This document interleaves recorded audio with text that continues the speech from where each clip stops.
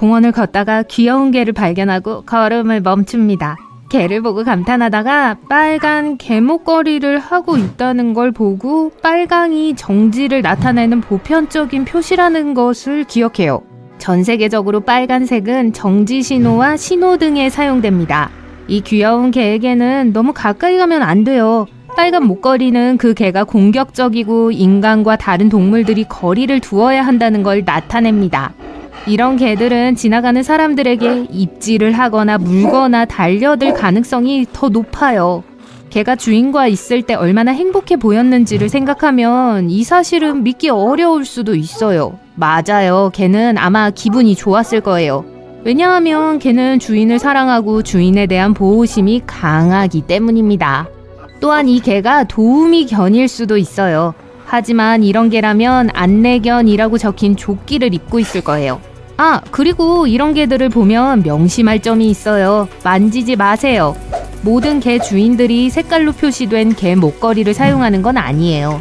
이건 주로 전문적인 환경에서 더 많이 사용됩니다. 예를 들어 만약 개가 냄새를 구분해야 하는 탐지견이라면 낯선 사람들로부터 배 마사지를 받는 것보다 더 중요한 할 일이 있을 거예요.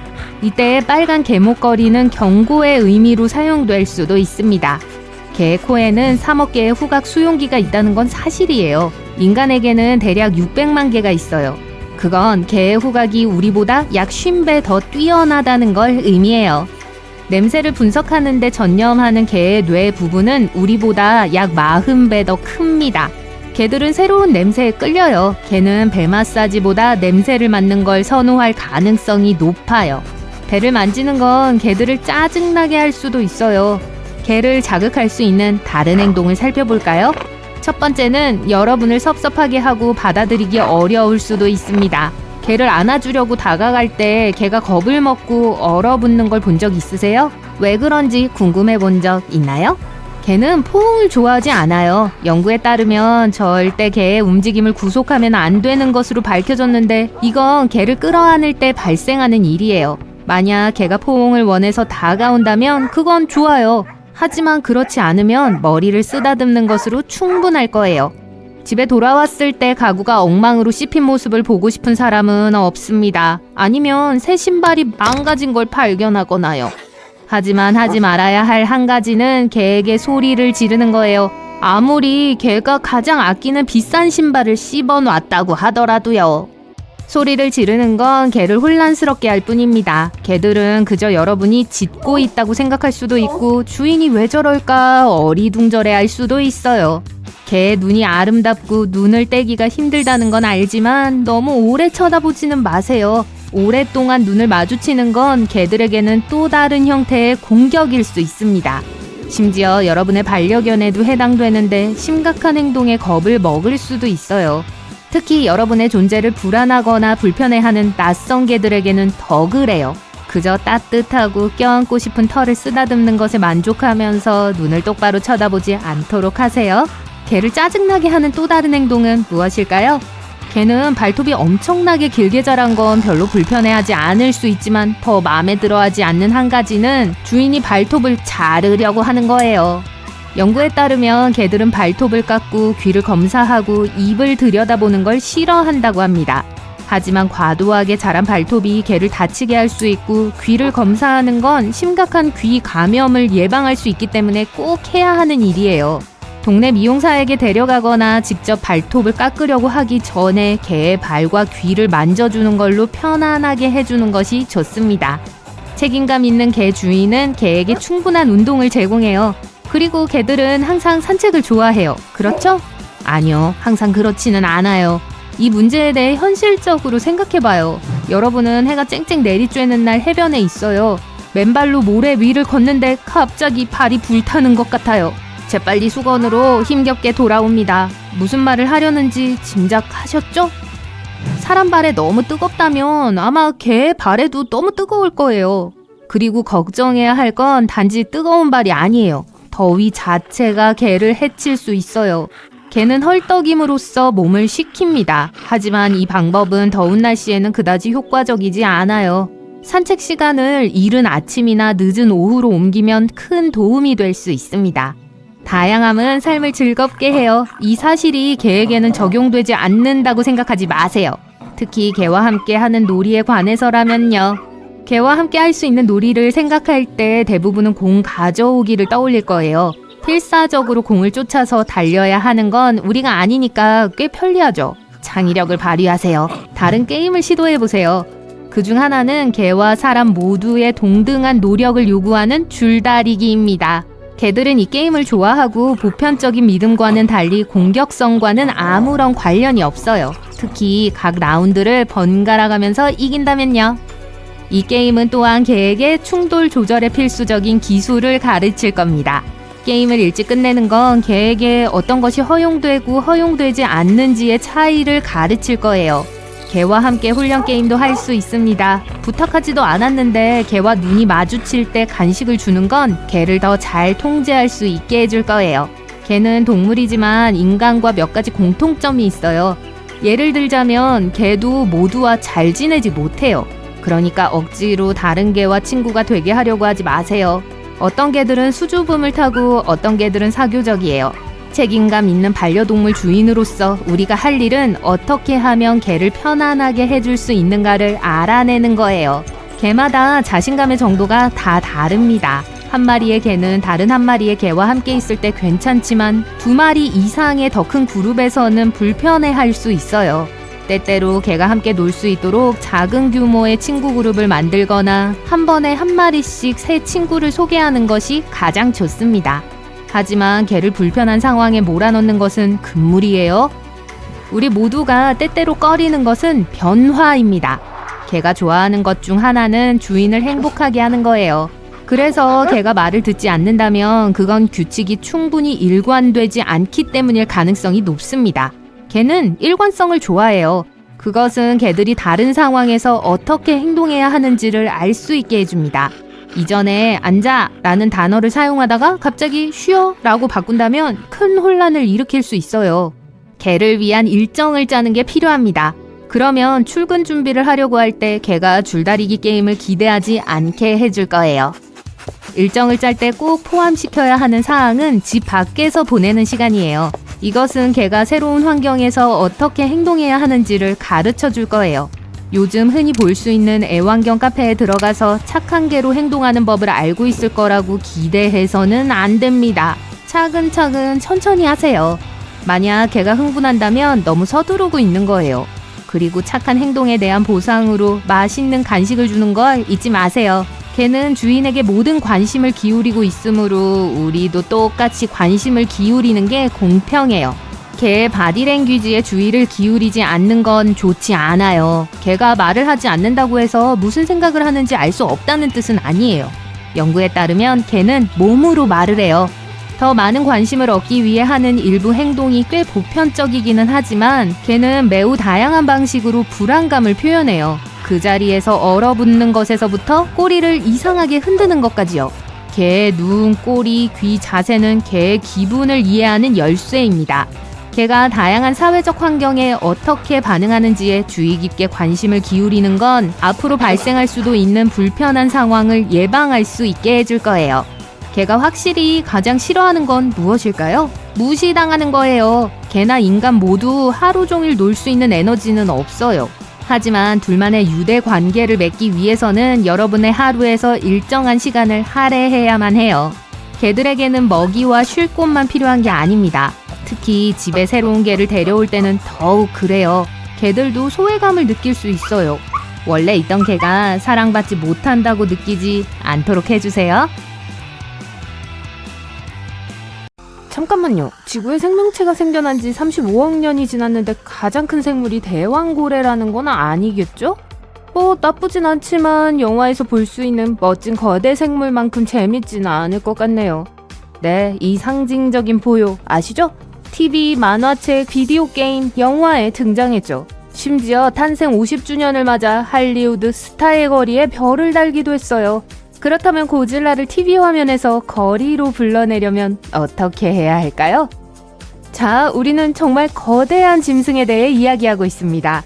1954년 오리지널 영화에서 고질라의 키는 50m였다고 해요. 당시 도쿄에서 가장 큰 건물들을 훤히 내려다볼 수 있는 완벽한 키였죠. 하지만 영화가 거듭될수록 고질라는 점점 더 커졌어요. 이론상으로는 14,000톤의 작은 고질라라고 해도 지구 중력장에 짓눌리지 않는 가장 큰 동물이 될 수 있습니다. 지구의 중력을 견디고 그 정도의 무게를 지탱하려면 고질라는 엄청나게 튼튼한 뼈를 가지고 있어야 해요. 그리고 물체가 커질수록 부피는 표면적보다 실제로 더 빠르게 증가합니다. 좋아요. 잠깐만요. 작게 시작해보죠. 세포는 생명의 구성 요소이며 다양한 형태와 크기로 존재합니다. 하지만 너무 커지면 문제가 생겨요. 세포가 성장함에 따라 세포의 표면적, 그러니까 외부가 세포의 부피, 즉 내부를 따라가지 못하기 때문이죠. 마치 입은 큰데 위가 작아서 먹고 싶은 음식을 모두 소화할 수 없는 것과 같아요. 특히 전 이 사실을 왜 야식 먹으려고 냉장고를 열기 전에 깨닫지 못했을까요? 따라서 세포가 너무 커지면 영양분을 충분히 섭취할 수 없고 노폐물이 빨리 배출됩니다. 마치 아주 큰 집에 살지만 출입구가 작은 문 하나만 있는 것과 같죠. 게다가 세포의 문제는 이것만이 아니에요. 또한 분열과 복제를 할 수 있어야 하는데 세포가 커질수록 이 작업은 더욱 까다로워집니다. 이를 위해서는 미세소관이라는 게 필요한데요. 미세소관은 세포의 구조를 부여하는 일종의 골격과도 같습니다. 그래도 걱정하지 마세요. 진화는 아주 작은 것이니까요. 특정 유형의 침입성 조류처럼 규칙을 깨고 엄청나게 커지는 방법을 찾아낸 일부 세포는 분열할 필요조차 없어요. 이 조류는 최대 80cm 길이의 잎을 가진 수생 양치류로 보일 수 있지만 여러분이 보고 있는 것은 하나의 큰 세포일 뿐입니다. 하지만 세포의 제어센터와 같은 여러 개의 핵을 가지고 있어요. 또한 유기체와 공생관계에 있는 박테리아도 있어 필요할 때 서로를 돕기도 하죠. 마치 하나의 큰 집 안에 여러 개의 방이 있고 그 안에 가끔씩 도움을 주는 룸메이트가 사는 것처럼요.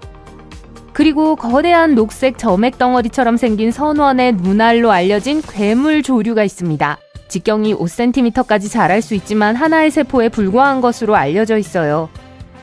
저는 개인적으로 이게 가장 마음에 들어요. 다시 말하지만 지금 단일 세포에 대해 이야기하고 있습니다. 하지만 줄기와 뚜껑을 보세요. 작은 우산처럼 생겼죠? 최대 10cm까지 자랄 수 있는데 단일 세포치고는 확실히 나쁘지 않네요.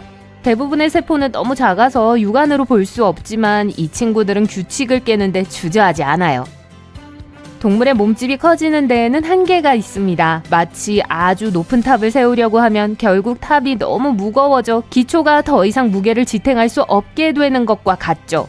마찬가지로 동물도 몸집이 커지면 그 무게를 지탱하기 위해 뼈와 근육이 진화해야 하는데 그렇게 하는 게 점점 더 어려워져요. 영화 중 하나에서 고질라는 키가 119m였습니다. 그 정도 크기라면 심장이 뇌로 혈액을 공급하기가 정말 어려울 거예요. 파충류였다면 고질라는 온종일 햇볕 아래 누워 있어야만 체온을 유지할 수 있었을 거예요. 그래서 따뜻한 곳에 사는 더 큰 동물이 배가 계속 부르기를 바라며 그림자 속에 숨어 있어야 했겠죠. 반면 고질라가 포유류였다면 체온이 너무 높아져 결국 스스로를 익히고 말았을 거예요. 우리가 알고 있는 가장 큰 육상 동물은 목과 꼬리가 매우 긴 공룡의 일종인 용각류였어요. 몸 길이는 최대 40m까지 자랐고 몸무게는 70톤에 달했는데 이는 코끼리 10마리만큼 무거웠을 거예요. 이들은 몸집을 키우기 위해 매우 효율적으로 진화했어요. 용각류는 식물을 먹었어요. 한 곳에 머물면서도 충분한 먹이를 찾을 수 있는 영리한 식사 방법을 가지고 있었죠.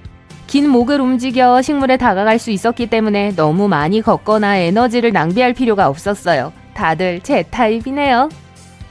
인상적이긴 한데 현실을 직시해보죠. 저녁 식사로 샐러드를 즐겨 먹는 거대 동물은 많지 않아요. 고질라와 같은 거대한 짐승은 먹잇감을 쫓아다니기 바쁘죠.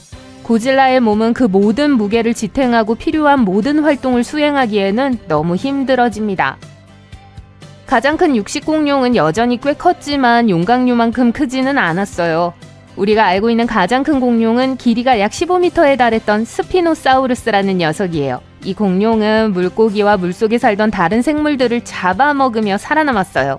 고질라가 실제로 있다면 정말 멋질 거예요. 물론 우리에게 고질라가 찾지 못할 안전한 지하실이 있다면요. 하지만 어떤 동물이 우리가 사랑하는 용각류보다 실제로 더 커질 가능성은 거의 없어요.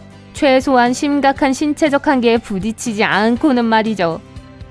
식물이 얼마나 커질 수 있는지 궁금하신 적 있나요? 지구상에서 가장 큰 살아있는 나무인 제너럴 셔먼처럼 이미 놀라운 높이에 도달한 나무도 있어요. 이 나무는 높이가 80m가 넘고 부피가 거의 1500세제곱미터에 달해요. 거대하지만 지금까지 기록된 가장 큰 나무인 린지크릭 프렌치 트리보다 조금 작아요. 이 나무는 높이 119m, 부피가 2550세제곱미터가 넘는 해안 레드우드로 고층 빌딩만큼이나 큰 나무였어요. 하지만 식물이 커지는 것도 쉬운 일은 아니에요. 키가 크면 뿌리에서 잎으로 물을 공급하기가 까다롭기 때문이죠. 하지만 레드우드는 몇 가지 트릭을 가지고 있어요. 예를 들어 레드우드는 잎을 통해 안개 속 수분을 흡수합니다. 또한 바닥이 넓어 더 많은 지지력을 제공하죠. 우리가 더 높은 건물을 짓고 싶다면 식물이 직면하는 어려움에 대해서도 생각해봐야 해요. 구조를 지탱하고 물과 영양분을 운반할 수 있는 좋은 기초를 만드는 것 같은 거예요. 높이만 찾는 것이 아니라면 판도와 같은 지구상의 다른 거대한 유기체를 들여다볼 수도 있습니다. 판도는 0.4제곱킬로미터에 달하는 유타주의 수사시나무 숲으로 기본적으로 하나의 거대한 유기체입니다. 무게가 거의 6,000톤에 달하며 지구상에서 가장 큰 유기체 중 하나예요. 고질라를 위한 완벽한 샐러드 그릇이네요. 그런데 거대한 크기로 자랄 수 있는 유기체는 식물만이 아닙니다. 꿀버섯과 같은 버섯들도 균사라고 하는 작은 실의 네트워크로 자랄 수 있어요. 균사는 넓은 지역에 퍼지는 경향이 있습니다. 마치 모든 것을 서로 연결하는 거대한 지하 거미줄과 같죠.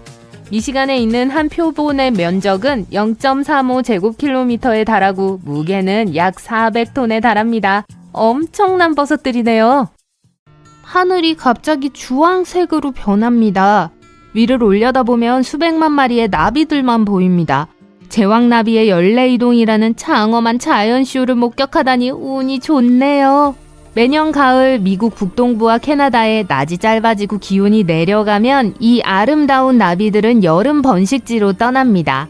멕시코까지 최대 4,800km를 여행한 후 다시는 돌아오지 않습니다. 나비들의 완벽한 월동지는 높은 산입니다. 수백만 마리의 제왕나비가 오야멜 전나무의 캐노피에서 안전하게 겨울을 나고 있습니다. 겨울이 끝나면 다시 북쪽으로 올라갈 때입니다. 텍사스 주에 잠시 들러 짝짓기를 하고 유초식물에 알을 낳습니다. 며칠 후 이 알은 애벌레가 되어 식물을 먹고 자라서 어른 나비로 변합니다. 이제 나비는 새로운 번식지를 찾을 때까지 북쪽으로 여행을 계속할 차례예요. 이런 식으로 도중에 세대가 계속 바뀌고 최종 목적지인 캐나다에 도착하기까지 최대 5세대까지 이어질 수 있습니다. 남쪽으로 이동하는 나비가 기류를 따라 최대 8개월까지 살아가는 것은 자연의 신비입니다. 돌아가는 같은 종의 나비는 5에서 7주 만에 생애 주기를 완료합니다. 과학자들은 아직 제왕나비들이 이동하는 이유와 길을 찾을 방법을 알지 못해요. 주요 먹이원인 유초식물의 개화와 관련이 있을 수도 있어요. 아마도 태양의 위치에 따라 길을 찾는 것으로 추정됩니다. 혹등고래는 포유류 중 이동과 크기 면에서 진정한 챔피언입니다. 혹등고래는 먹이를 따라 최대 8,000km의 거리를 이동합니다.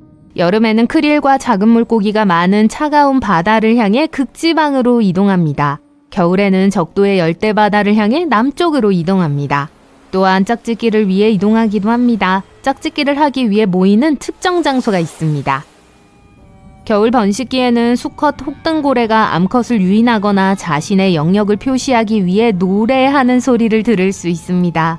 수컷 혹등고래는 긴 울음소리를 내며 몇 시간 동안 같은 노래를 반복할 수 있습니다. 노래가 바뀌면 현재 이동 중인 모든 수컷이 새로운 곡조를 따라 불러요.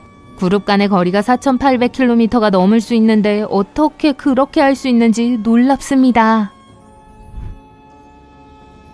바다거북은 보다 감성적인 이유로 이동을 합니다. 수억 년 동안 이 귀여운 가족은 알을 낳기 위해 태어난 바로 그 장소로 돌아가요. 바다거북은 계절이 바뀌고 바닷물이 적당한 온도를 유지하면 최대 수천 킬로미터를 이동할 수 있습니다. 어떤 녀석들은 총 16,000km에 달하는 인도네시아와 미국 및 캐나다 서부 해안 사이의 태평양을 횡단하기 때문에 몇 년이 걸릴 수도 있습니다. 하지만 부모가 지오태그를 보낼 수 없는데 어떻게 정확한 위치를 찾는 걸까요? 과학자들은 거북이가 보이지 않는 지구 자기장의 선을 이용해 항해한다는 사실을 밝혀냈습니다. 해안선의 각 부분에는 고유한 자기 특성이 있다는 것이 밝혀졌어요.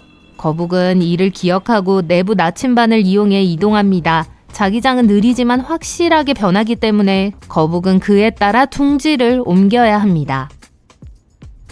연어는 민물에서 태어나 어릴 때 바다로 이동합니다.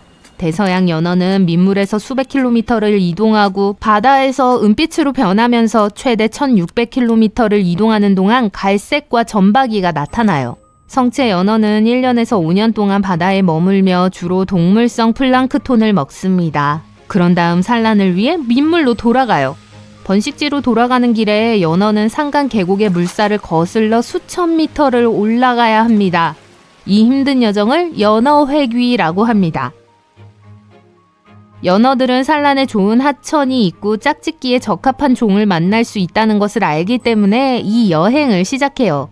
어린 연어는 고향 하천의 냄새를 기억하고 바다로 가는 길에 여러 지점을 기억해 두었다가 다시 찾기도 해요. 바다거북과 마찬가지로 연어도 지구의 자기장을 나침반으로 삼아 이동합니다. 태평양 연어와 대부분의 수컷 대서양 연어는 산란 후 몇 주만 살며 일부 암컷 대서양 연어는 살아남아 다시 바다로 이동합니다. 술록으로 더 잘 알려진 카리브는 육상 포유류 중 이동거리에 있어서는 챔피언입니다. 매년 봄 술록은 알래스카에서 겨울을 나기 위해 약 644km의 거리를 이동하여 여름 먹이터로 향합니다. 개체는 최대 4,800km까지 이동하지만 무리의 이동은 훨씬 더 장관을 이룹니다. 가장 큰 무리는 최소 26만 마리가 있으며 이동 영역이 캘리포니아보다 넓은 지역에 걸쳐 있습니다. 과학자들은 일부 무리 구성원에게 무선 추적 목걸이를 착용하고 수천 장의 사진을 찍어 개체 수를 모두 세고 있어요. 이 인구조사는 3년마다 날씨가 좋은 날에 실시하여 개체 수 증가 또는 감소 여부를 확인하고 이동 패턴을 추적해요. 술록은 이 모든 이동의 어려움을 이겨내고 갓 태어난 새끼를 안전하게 키웁니다. 가장 취약한 초기에는 독수리, 늑대, 회색곰이 새끼를 괴롭히지 않는 외딴 땅에 도착합니다. 더운 계절에 큰 문제가 되는 모기로부터 몸을 보호하는 것도 북쪽으로 향하는 또 다른 좋은 이유예요. 또한 머무는 지역에서 신선한 제철 음식을 얻을 수 있습니다. 술록의 이동은 그들이 지나가는 땅을 비옥하게 하는 데 도움을 주기 때문에 툰드라는 초원을 재생하고 보호하는 술록에게 고마워해야 합니다. 누우라고도 불리는 와일드 비스트는 영양과 가젤의 친척입니다. 아프리카 남동부의 세렝게티 평원의 풀이 무성한 사바나에서 풀을 뜯으며 일생의 대부분을 보내요. 매년 우기가 끝날 무렵 보통 5월이나 6월이 되면 수백만 마리의 누우들이 더 푸른 초원을 찾아 북서쪽으로 향했다가 다시 되돌아오곤 합니다. 이 이동은 자연계의 7대 불가사의 중 하나로 꼽힐 정도로 장관을 이룹니다. 안타깝게도 모든 누우들이 최종 목적지에 도착하는 것은 아니고 거대한 악어가 가득한 강을 건너고 굶주린 사자와 다른 포식자들을 지나가야 합니다. 잠자리의 이동 경로를 보면 잠자리야말로 진정한 세계 여행자라고 할 수 있습니다. 과학자들은 인도에서 몰디브, 세이셸, 모잠비크, 우간다를 거쳐 다시 인도로 돌아오는 최소 14,000km에 이르는 경로를 발견했습니다. 이는 지금까지 알려진 곤충 이동 경로 중 가장 긴 길이입니다. 기온이 일정 수준에 도달하고 낮이 길어지기 시작하면 이 장대한 여정을 시작하는 것 같습니다. 인도에서 몬순 시즌에 시작하여 아프리카 동부와 남부의 우기에 도착할 때 비를 따라 이동하는 것으로 보여요. 연약한 곤충 한 마리가 전체 여행을 완주할 수 없기 때문에 잠자리 4세대가 함께하는 일종의 릴레이 레이스가 펼쳐집니다. 각 세대는 여행에서 각자의 역할을 수행하죠. 과학자들은 잠자리가 너무 작기 때문에 다른 동물처럼 무선 추적기를 잠자리에 부착할 수 없습니다. 그래서 이동 경로 퍼즐을 맞추기 위해 자원봉사 시민과학자들의 21년 데이터와 박물관의 날개 샘플을 분석했죠.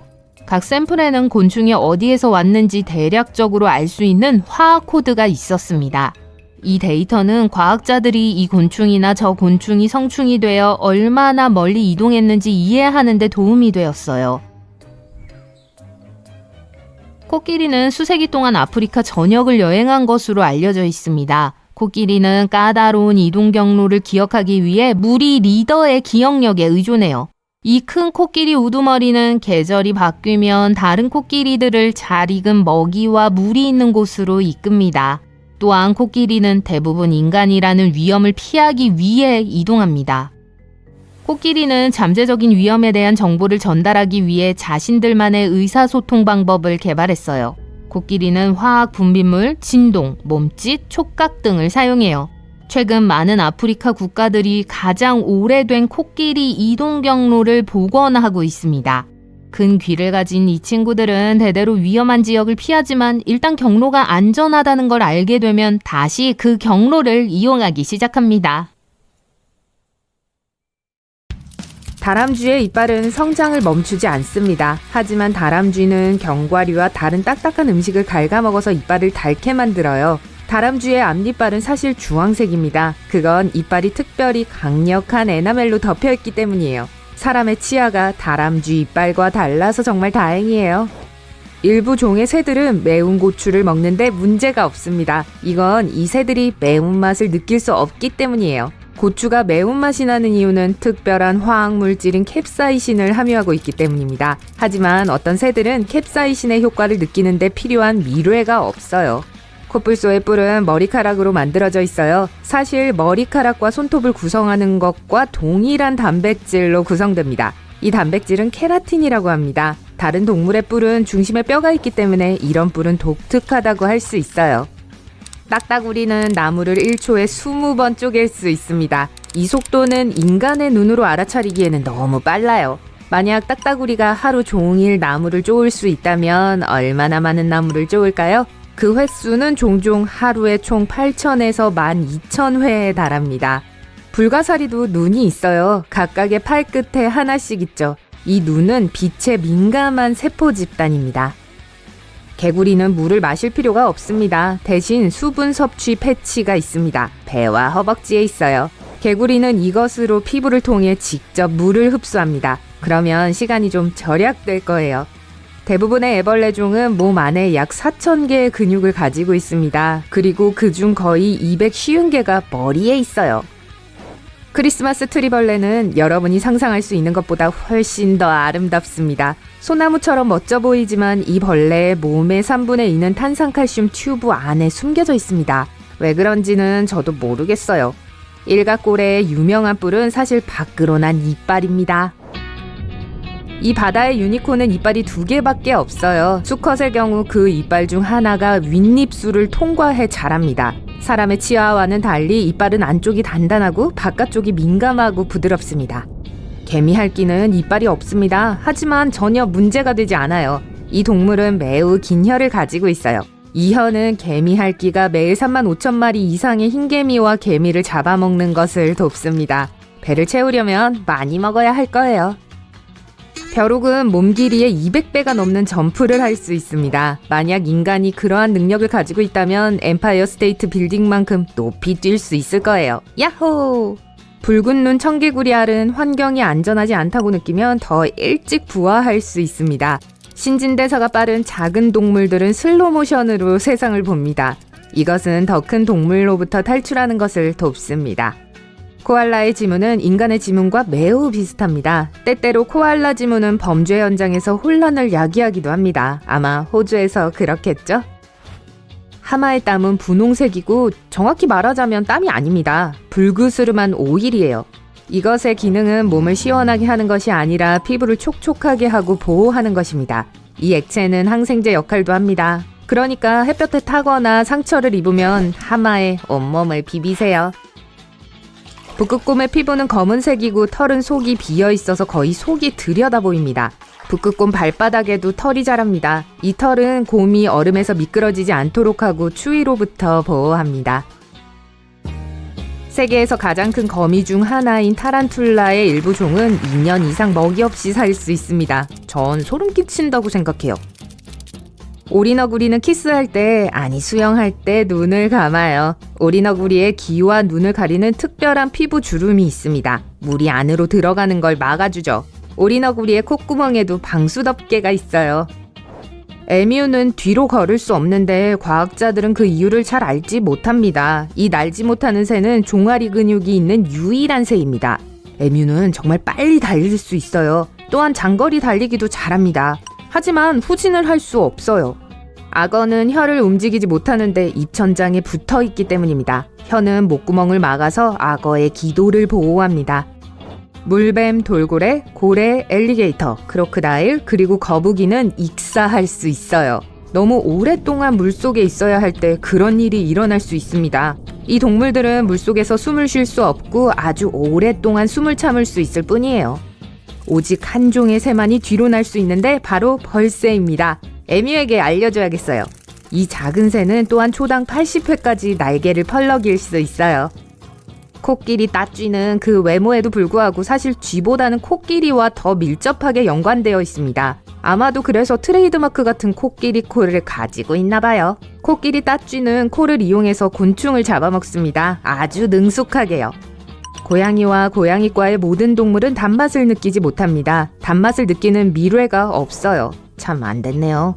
플라밍고는 머리를 거꾸로 한 상태에서만 먹을 수 있어요. 그건 아랫뿌리가 크고 윗뿌리는 고정되어 있지 않기 때문입니다. 이런 조합은 거꾸로 먹기에는 안성맞춤이에요. 하지만 다른 새들과는 정반대의 구조입니다. 플라밍고로 사는 건 쉽지 않아요. 호랑이의 피부에는 털과 같은 줄무늬가 있습니다. 호랑이에 대해 할 말은 이게 다입니다. 큰 부리 새는 잠을 잘 때 예쁘고 팽팽한 공 모양으로 몸을 구부립니다. 이 새들은 머리를 돌려서 꼬리로 머리를 덮고 부리를 등에 올려놓습니다. 아주 예쁜 색깔의 공이에요. 타조는 동물의 왕국에서 가장 큰 눈을 가지고 있습니다. 눈이 뇌보다 더 커요. 눈 하나는 당구공만 합니다. 모든 흰동가리는 수컷으로 태어납니다. 하지만 상황에 따라 암컷으로 변할 수 있어요. 한번 변하면 바꿀 수 없습니다. 대부분의 물고기와 달리 해마는 일단 짝을 찾으면 평생을 함께합니다. 더 귀여운 점은 둘이 이동할 때 서로 꼬리를 잡고 다닌다는 거예요. 물론 짐을 들고 다니는 건 수컷입니다. 흰개미는 절대 잠을 자지 않아요. 배터리를 재충전할 필요가 없습니다. 하지만 하루 24시간 일주일에 7일 동안 먹을 수 있어요. 여러분의 집을요. 나무늘보는 먹이를 소화하는데 2주가 걸립니다. 서두르지 말고 천천히 해요. 스케줄이 텅 비었거든요. 개의 코 지문은 신원 확인을 위해 사용될 수 있습니다. 코 지문은 사람의 지문과 비슷하고 동물마다 다릅니다. 올빼미는 눈알이 없어요. 대신에 눈구멍에서 움직이지 않는 눈 튜브를 가지고 있습니다. 펭귄은 외부 귀는 없지만 청력이 유난히 뛰어납니다. 특히 북극곰을 경계할 때는요. 둘이 만날 일이 없겠지만요. 해파리는 98%가 물입니다. 그래서 해파리가 해변으로 떠내려오면 몇 시간 뒤에 몸이 모두 공기 중으로 증발해버리는 거예요. 만약 물속에서 교통체증이 일어난다면 악어는 항상 해우에게 길을 양보할 거예요. 매너가 좋네요. 회색곰은 볼링공을 분쇄할 수 있을 정도로 강한 무는 힘을 가지고 있어요. 그래서 볼링을 할 때는 그냥 이기게 해주는 게 좋아요. 자이언트 판다는 수면 장소를 가리지 않습니다. 어디에 있든지 대부분의 경우 숲의 바닥에서 바로 잠이 듭니다. 자이언트 판다의 갓난 새끼는 매우 작습니다. 작은 찻잔 무게에 쥐보다 작아요. 붉은 손 물고기는 손의 도움으로 해저 바닥을 걸을 수 있습니다. 하지만 물론 그건 손이 아니라 진화한 지느러미예요. 정말이에요. 고양이끼리 보통 서로 야옹거리지 않습니다. 한 연구에 따르면 고양이는 주로 우리 인간의 관심을 끌기 위해 이 의사소통 방식을 사용한다고 합니다. 그리고 항상 효과가 있죠. 나무늘보는 몸을 떨지 못합니다. 2주 전에 먹은 음식을 소화하느라 바빠서가 아니에요. 나무늘보의 털은 가끔 이끼에 덮여 있어요. 너무 덥거나 추워지면 신진대사가 중단됩니다. 힘든 시기 동안 불멸의 해파리는 스스로를 다시 젊은 상태로 바꿉니다. 일단 그저 조직 덩어리인 상태에 이르면 이 생물은 다시 자라기 시작합니다. 그리고 이 과정을 계속해서 반복할 수 있다고 합니다. 티렉스의 생존하는 가장 가까운 친척은 닭과 타조입니다. 등을 보이지 마세요. 곰치는 목구멍에서 뻗을 수 있는 턱을 또 하나 가지고 있습니다. 우선 주 턱으로 운이 나쁜 바다 생물체를 감쌉니다. 그러고 나서 추가의 턱이 뒤를 향해 면도날처럼 나 있는 날카로운 이빨로 곰치의 먹이를 잡습니다. 그 후에 포획된 먹이는 곰치의 목구멍으로 끌려 들어갑니다. 방금 식욕이 다 떨어졌어요. 일부 달팽이 종은 털이 많은 껍질을 가지고 있습니다. 이런 털 덕분에 달팽이는 젖은 표면에 더 잘 달라붙을 수 있어요. 혹등고래는 사냥을 할 때 종종 무리를 지어 먹이를 잡기 위해 거품망 전략을 적용합니다. 이 거품은 물고기 떼가 도망가지 못하게 합니다. 눈표범은 다른 큰 고양이과 동물처럼 포효하지 못합니다. 덜 발달된 성대와 관련이 있어요. 하지만 야옹거리고 으르렁거리고 쉿쉿 소리를 내고 심지어 그르렁거릴 수도 있습니다. 낮잠을 자는 동안 무리로부터 떠내려가지 않기 위해 수달은 서로 손을 잡습니다. 또한 같은 목적을 위해 거대한 해초로 몸을 휘감기도 합니다. 효과가 있어요. 사자는 종종 초원의 왕이라고 불립니다. 저는 사자가 정글의 왕이라고 생각했어요. 그럼에도 불구하고 무리에서 사냥의 90%는 암컷이 합니다. 수컷들은 영토와 무리의 구성원들을 보호하는 일을 맡습니다. 그리고 가끔 하쿠나 마타타를 외치기도 합니다. 고양이는 귀를 움직이는 독특한 능력으로 유명합니다. 그것은 고양이의 귀에 32개의 근육이 있기 때문입니다. 어떤 상어종은 어둠 속에서 빛을 발할 수 있습니다. 불행하게도 오직 다른 상어들만 이 녹색의 빛을 볼 수 있습니다. 우리는 최대 8,000개의 미뢰를 가지고 있습니다. 하지만 개는 1,500개를 조금 넘어요. 파랑어치는 다른 새들을 흉내낼 수 있습니다. 가장 좋아하는 건 매소리를 내는 거예요. 다른 새들을 겁주어 자신의 영토에서 쫓아내기 위해 이것을 사용합니다. 늘보원숭이는 미치도록 귀엽지만 그만큼 위험하기도 합니다. 독이 있는 유일한 영장류로 알려져 있어요.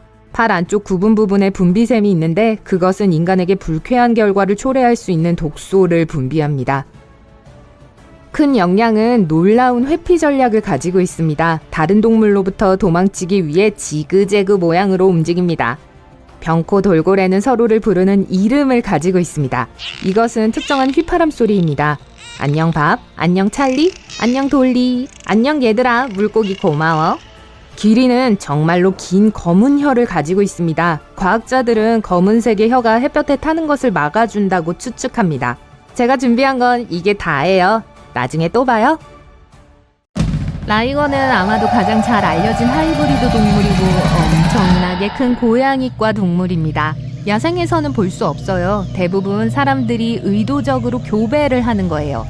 사자와 호랑이는 서식지조차도 달라요. 라이거는 수컷 사자와 암컷 호랑이의 혼합이고 매우 짧은 시간 안에 매우 크게 자랄 수 있어요. 사실 라이거는 세상에서 가장 큰 고양이예요.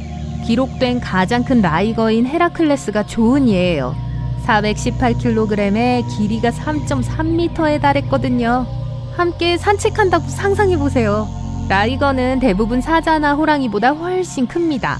대부분의 경우 행동이나 외모 면에서 호랑이보다는 사자와 더 비슷해요. 하지만 호랑이의 특성도 가지고 있어요. 예를 들어 등에 줄무늬가 있고 수영을 좋아해요. 타이곤과 라이거가 기본적으로 같은 동물이라고 생각한다고 해도 아무도 여러분을 탓하지 않을 거예요.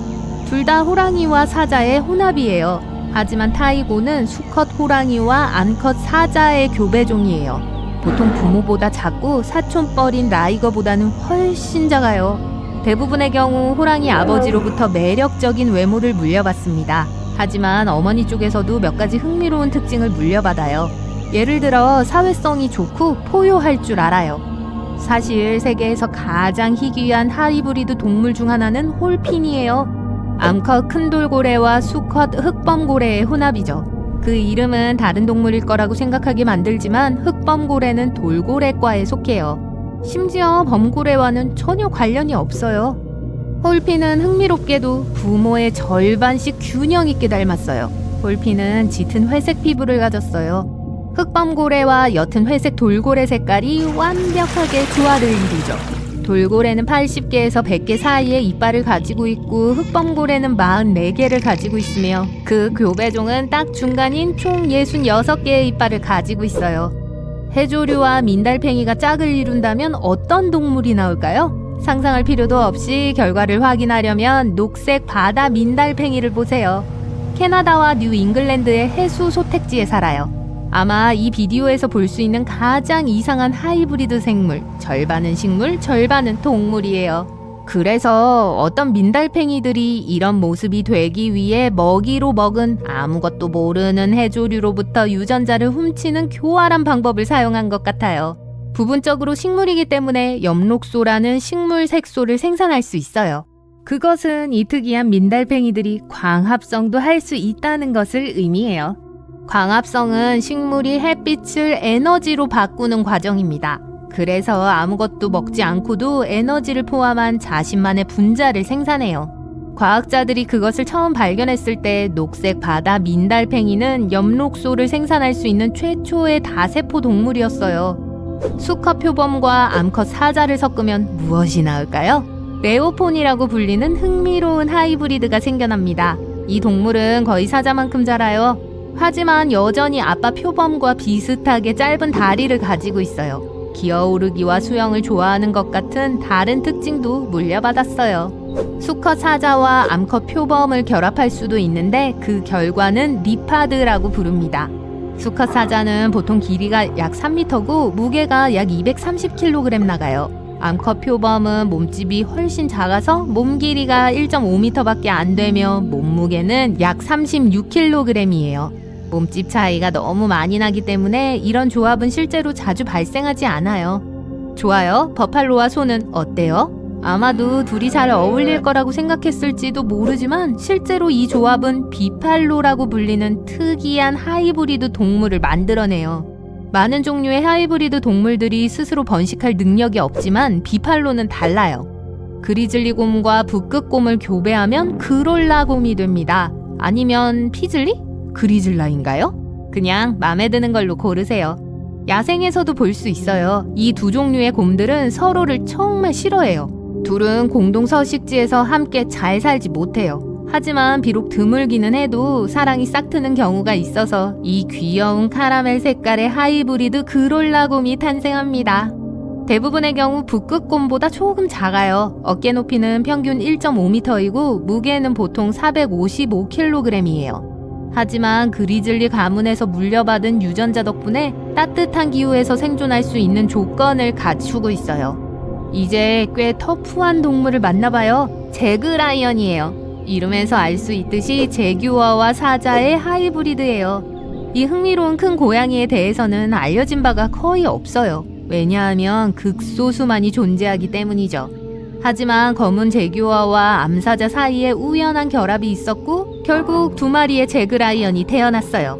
한 마리는 검은 제규어가 주로 가지고 있는 우성 멜라닌 유전자 때문에 검은 반점이 있는 진한 회색 털을 가지고 있었어요. 다른 하나는 사자 색깔의 제규어를 연상시키는 로제트 무늬의 반점이 있었어요. 네, 예상하셨겠지만 라이구아도 있어요. 암컷 제규어와 수컷 사자의 혼합이죠. 정말 멋진 색깔을 가졌을 거예요. 야생 고양이 얘기가 나와서 말인데 사바나 고양이에 대해 들어본 적이 있나요? 사바나 고양이는 애완동물과 외래 하이브리드 종에 모두 속하는데 집고양이와 야생 아프리카 서벌의 하이브리드 종이에요. 집고양이와 거의 비슷한 크기로 멋진 종이죠. 하지만 사바나 고양이를 이국적으로 보이게 하는 건 큰 몸짓, 늘씬한 몸매, 그리고 얼룩점이 있는 털입니다. 이 고양이들은 매우 충성스럽고 똑똑하고 사랑스러워요. 여기 예상치 못한 교배종이 있어요. 제브로이드예요. 엄밀히 말하면 사람들이 얼룩말과 모든 말의 혼합종을 묘사할 때 사용하는 이름이에요. 하지만 얼룩말과 말의 새끼는 조스라고 불러요. 얼룩말 하이브리드는 대부분 교배된 말에 따라 다르지만 순수한 얼룩말의 줄무늬 털을 가지고 있어요. 대부분 하이브리드는 털에 완전한 줄무늬가 없어요. 주로 몸과 다리의 흰색 부분이 아닌 곳에서 줄무늬를 볼 수 있어요. 얼룩말 잡종 얘기가 나와서 말인데 이 귀여운 동물을 보세요. 이건 종키예요. 아니면 쥐동크? 지브라스? 젠키? 마음대로 고르세요. 대부분 황갈색, 회색 아니면 갈색이에요. 다리와 배의 가장 어두운 부분에 있는 독특한 줄무늬로 구분할 수 있어요. 라이거와 같은 잡종과는 달리 종키는 보통 야생에서 살아요. 대부분 아프리카에서 사바나나 탁 트인 산림지대를 넘나들며 행복하게 살고 있죠. 기푸가 무슨 동물인지 추측할 수 있나요? 네, 염소와 양의 교배종으로 이 비디오에서 가장 사랑스럽고 껴안아주고 싶은 하이브리드 동물이에요. 기푸는 매우 희귀해요. 어떤 전문가들은 심지어 기푸가 진짜 하이브리드가 아니라 특정 유전적 이상을 가진 양일 가능성이 있다고 믿습니다.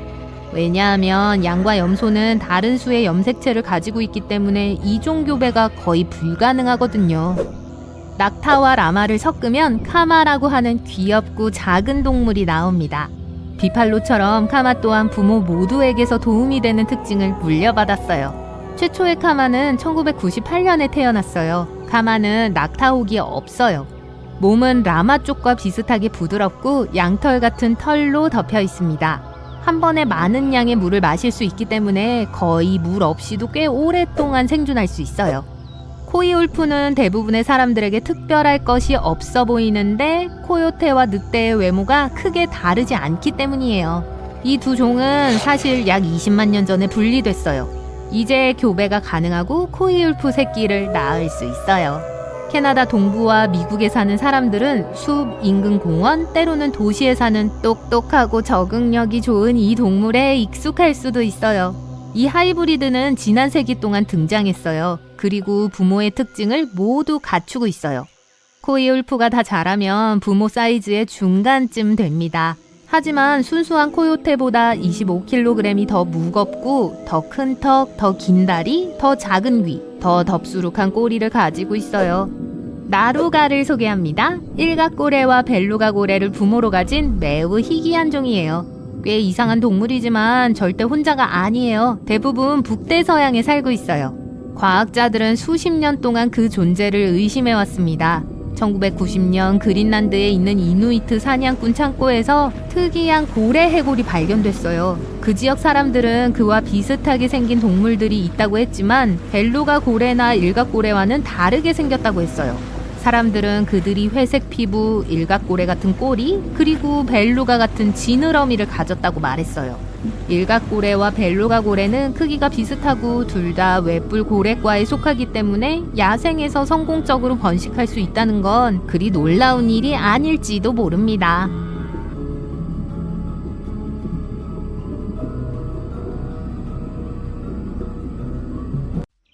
더운 여름날이고 여러분은 밖에서 날씨를 즐기고 있어요. 그늘진 곳 시원한 잔디밭에서 누워서 쉬고 싶은데 누군가가 여기에 침을 뱉은 것 같네요. 하지만 사실 이건 거품벌레의 집이에요. 이 친구들은 식물에서 수액을 많이 빨아들이고 수액을 처리할 때 거품을 많이 형성하는데 매일 체중의 150배 이상에 달해요.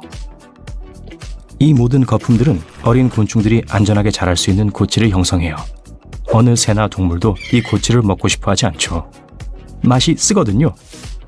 마치 닌텐도 카트리지를 하는 것처럼 말이에요. 잠시만, 치타? 보아하니 드라큘라 개미가 세계에서 가장 빠른 동물인데 또한 개미 세계의 흡혈귀예요. 이 개미는 아무 햄버거나 먹기 대회에서도 분명 우승할 거예요. 왜냐면 우리가 눈을 깜빡이는 속도보다 5,000배 빠른 속도로 적을 움직이기 때문이죠.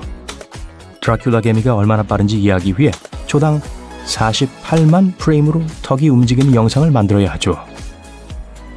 이 속도로 여러분은 개미가 아래 턱뼈를 천천히 움직이는 걸 볼 수 있을 거예요.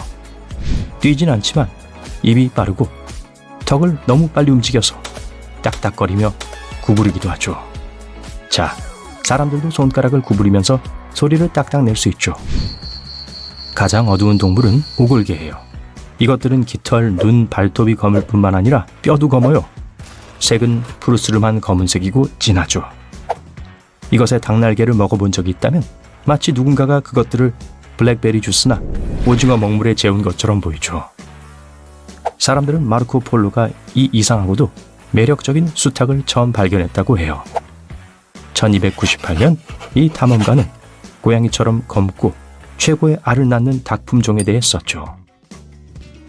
이 민물고기는 20세기 초부터 존재해 왔는데 아마도 흑백 영화, 심지어 무성 영화가 있던 좋은 옛 시절을 기억할 거예요. 어떤 빅마우스 버팔로는 112세까지 살았어요. 여전히 세계에서 가장 오래된 생물들은 바다에 살아요. 11,000년 된 심해 해면도 있는데 별탈 없이 아주 잘 있죠. 이 물고기는 24분 넘게까지 참게 해주는 놀라운 아가미를 갖고 있어요. 괴상하게 생겼지만 강인한 동물인 녹점 수라기를 만나보세요. 이것들은 또 바다 두꺼비로도 유명해요. 사실 지느러미와 비늘을 가진 전형적인 물고기보단 두꺼비를 더 닮았죠. 또 꿀꺽 삼킨 바닷물로 몸을 부풀리는데 풍선처럼 뱅창할 수 있죠. 사실 이 뛰어난 능력으로 몸 안에 있는 물로부터 실제로 산소를 얻기 때문에 이 물고기는 20몇 분간 참을 수 있는 거예요. 하지만 절대적인 챔피언은 인간이에요. 세계 챔피언은 20분 이상 숨을 참고 버틸 수 있어요. 자기 옷을 만드는 몇몇 동물이 있어요. 해면칠에는 수중 악강들로부터 자신을 보호하기 위해 해면으로 일종의 모자를 만들어요. 개들이 옷을 어떻게 결정하는지 보기 위해 연구원들은 크기가 다른 해면을 주었어요. 개가 클수록 더 큰 해면을 선택했죠. 그들은 머리를 위한 작은 구멍을 오려내는 것부터 시작해서 그런 다음 크기가 자신에게 맞는지 알아보기까지 완벽한 모양을 얻기 위해 다양한 기술을 사용해요. 만약 마음에 들면 해면이 완벽한 모자가 될 때까지 계속해서 그 해면을 자르고 파내죠. 최근 연구원들은 새들이 잠자는 동안 새들의 눈물을 마시는 나박을 발견했어요. 여태까지 다른 동물의 눈물을 먹고 사는 동물의 등록 사례는 3건에 불과했는데요. 아마존 나비, 단생벌, 그리고 나방이었죠. 이들의 고정 식단은 대부분 과즙을 포함하고 있지만 다른 곳에서는 쉽게 찾을 수 없는 필수 소금이 부족하죠. 이들은 새들의 눈물뿐만 아니라 거북이의 눈물, 악어의 눈물, 아마존 정글에서 발견되는 많은 포유류의 눈물을 마신다고 해요. 정말요? 악어의 눈물도요? 일부 바다 거주자들은 붉은 빛을 발산할 수 있어요. 예를 들어 쥐덫고기는 먹이를 잡기 위해 이 빛을 사용하죠. 새우는 붉은 빛을 보지 못하니 쥐덫고기는 붉은 빛의 파동을 방출하는 붉은 새우를 발견하고 먹이를 놀래키지 않고 잡을 수 있죠. 포유류도 빛을 낼 수 있어요. 날다람쥐는 자외선을 받으면 분홍빛을 내뿜어요. 이건 그들이 빛을 흡수하고 다른 파장으로 다시 방출할 수 있기 때문이에요. 오리너구리는 가장 큰 볼 주머니를 갖고 있진 않지만 확실히 가장 이상하긴 해요. 오리너구리는 주로 먹는 음식인 지렁이, 조개, 달팽이를 으깨는 걸 돕기 위해 주머니 안에 자갈을 보관해요.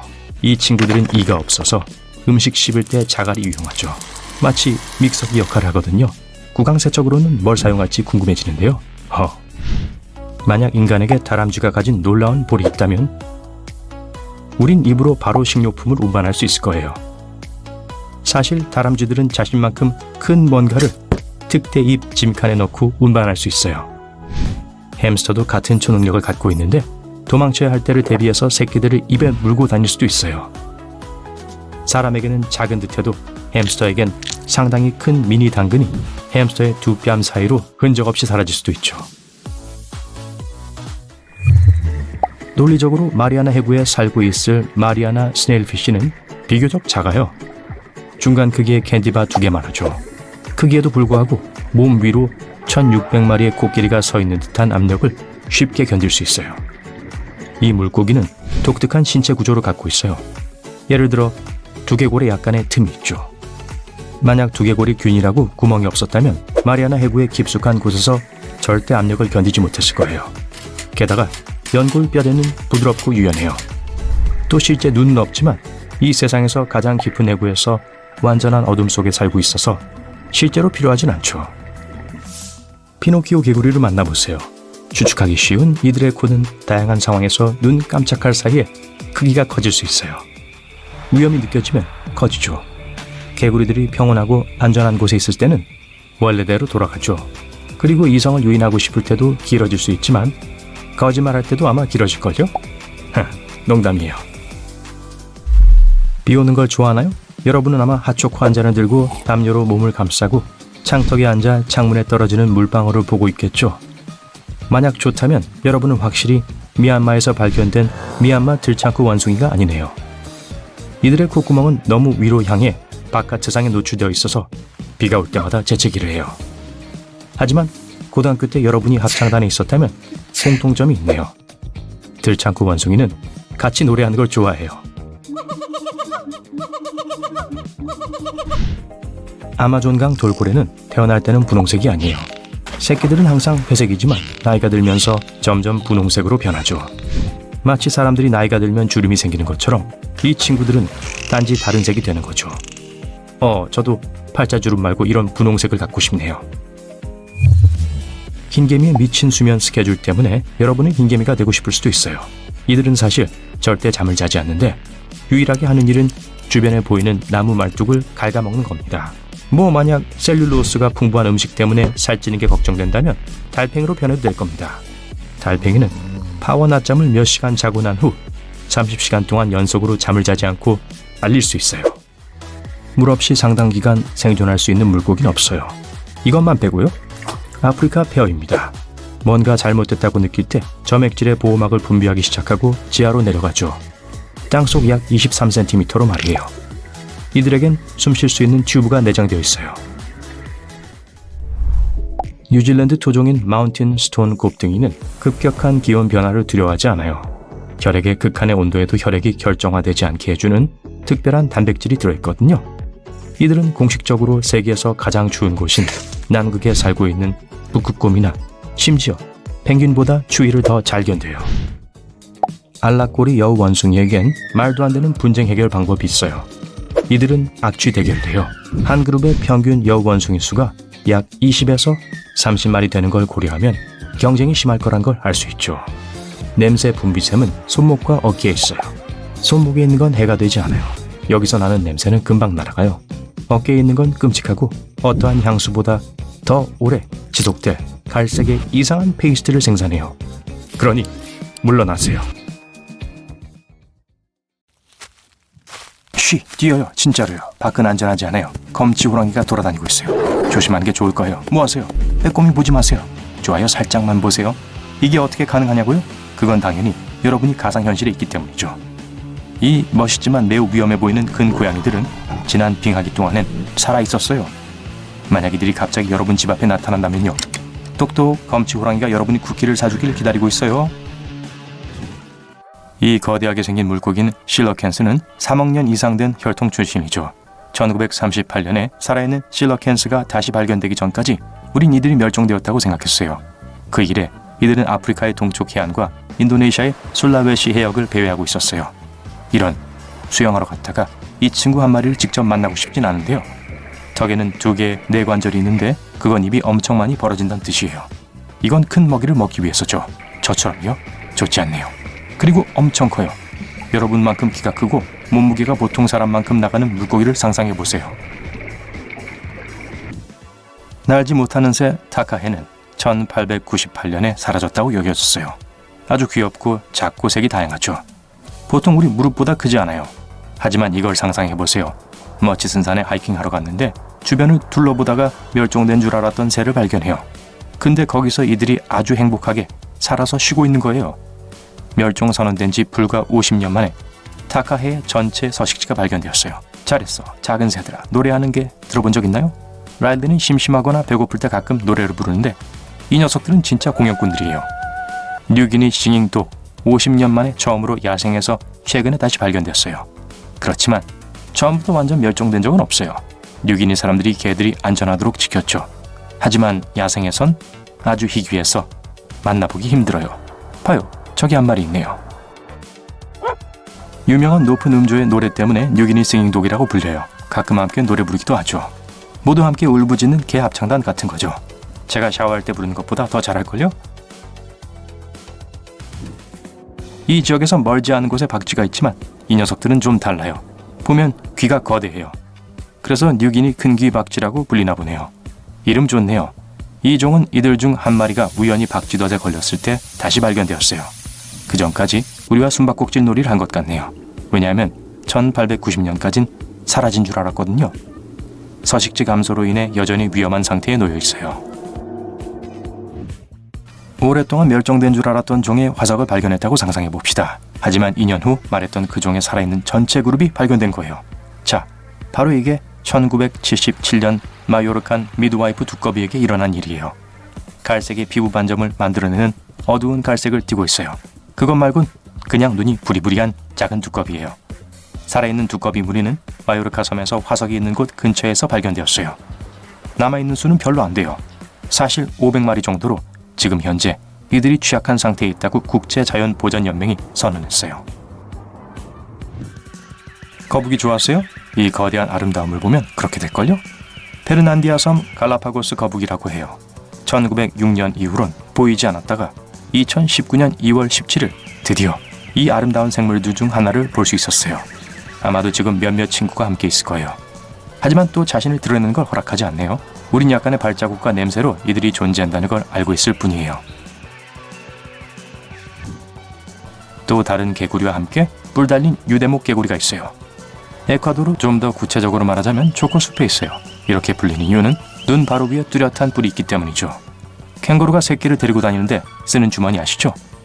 암컷 뿔 달린 유대목 개구리도 그런 게 있어요. 대신 등에 있죠. 그래서 일종의 배낭 역할을 해요.